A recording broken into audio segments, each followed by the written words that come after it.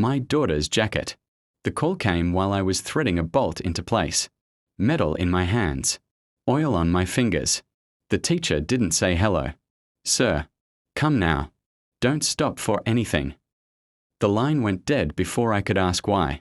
By the time I reached the school, the parking lot was sealed. Black vans. No markings on the sides that mattered. Men standing still in the way men do when movement is optional. The director met me halfway. Her hand shook like she was cold, though the sun was bright. Who dresses your daughter in the morning? She asked. The question landed wrong. Too personal. Too late. We found something sewn into her jacket lining. The word sewn kept echoing. Intentional. Careful. I didn't answer because I already knew. My mother-in-law had dressed her that day. She always insisted. Said I rushed things. Said buttons needed patience. An agent pulled me aside before I could see my daughter. Sir, he said, lowering his voice, before you see her, we need to show you what we found. He opened an evidence bag. My legs forgot how to work. Inside the plastic was a strip of fabric, cut clean. Inside that, stitched with precision, was a wafer-thin device. Not a bomb. Not drugs. A transmitter. I felt relief first, then shame for feeling it. The agent watched my face like he was timing something. This wasn't accidental, he said. Someone knew exactly where to hide it. Someone close. Close. The words slid under my skin. I thought of my wife's mother. Her careful hands. Her habit of fixing hems that didn't need fixing. Her habit of staying just a little too long. I thought of my wife's late nights. Her sudden silences. Her way of watching me like I was a guest in my own house. The agent kept talking. I barely heard him. The device had been active for weeks. Pinged near federal buildings. Near a man under investigation. I didn't ask who. I already knew. My mother-in-law's friend from the mosque. Her gentle smile. His expensive car. The betrayal wasn't loud. It was methodical. They hadn't used my daughter as a shield.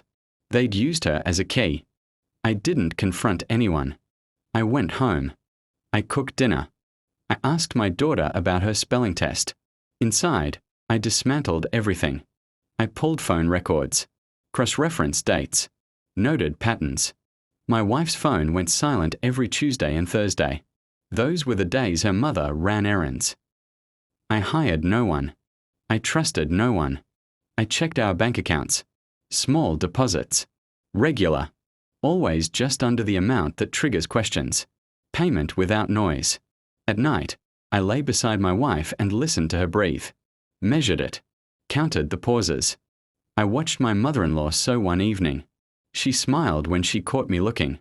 Loose threads bother me, she said. So did lies. I requested the full report from the agent. He hesitated, then handed it over. They were building a case.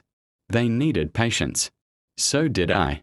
The report confirmed what my instincts already had. The man wasn't a friend. He was an asset handler. My mother-in-law wasn't coerced. She was recruited. My wife knew. Not everything, but enough. I waited until Sunday dinner.